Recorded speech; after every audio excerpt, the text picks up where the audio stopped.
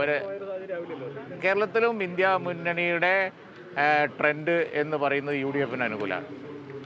India മുന്നണി എന്ന് പറഞ്ഞാൽ കേരളത്തിൽ UDF ആണ്. അതങ്ങനെയാണ്. രാജ്യസഭാ സീറ്റിന് നോട്ടിഫിക്കേഷൻ വന്നു കഴിഞ്ഞു. ലീഗ് ആ ചർച്ചയിലേക്ക് കടന്നോ? പുതുമുഖങ്ങൾക്കായിരിക്കും തവണ അവസരം. ലീഗ് ആ ചർച്ചയിലേക്ക് പോയില്ല, പക്ഷെ നിങ്ങൾ ആ ചർച്ചയിലേക്ക് കടന്നിട്ടുണ്ട്. അതാണ് കുഴപ്പം.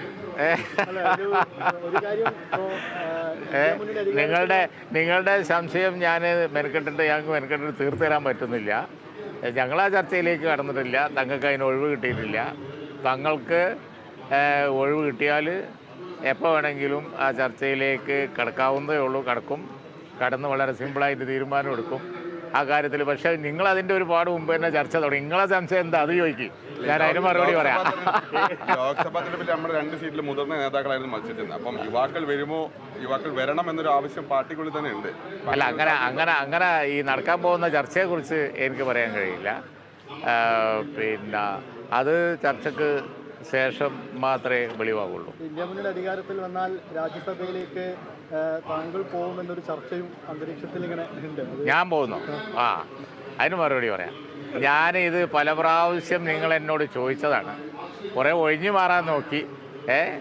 അതുപോലെ തന്നെ ഇത് എൻ്റെ അധികാരപരിധിപ്പെട്ട ഒരു കാര്യമല്ല, തങ്ങൾ പറയേണ്ട ഒരു കാര്യമാണ് എന്നുള്ളത് കൊണ്ടൊക്കെ ഞാൻ ഒഴിഞ്ഞു മാറിയപ്പോൾ നിങ്ങൾ വിടുന്നില്ല.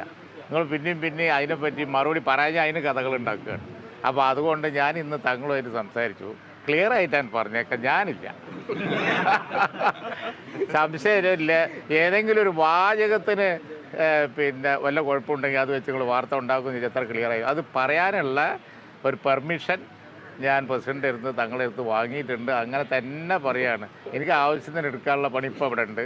അതുകൊണ്ട് ഞാൻ ആ പണിയിൽ വ്യാപൃതനാണ്. ഞാൻ ഏതായാലും ഇല്ല. ഈ രാജ്യസഭയിലേക്ക് യുവമുഖങ്ങളെ പ്രതീക്ഷിക്കാമോ? അതൊക്കെ ഇനിയിപ്പോൾ പാർട്ടി ആലോചിച്ച് തങ്ങൾ തീരുമാനിക്കേണ്ട കാര്യമാണ്. തീരുമാനിക്കുമ്പോൾ മാത്രമേ എനിക്കും അറിയുള്ളൂ. അതിനുമുമ്പ് എനിക്കും അറിയില്ല.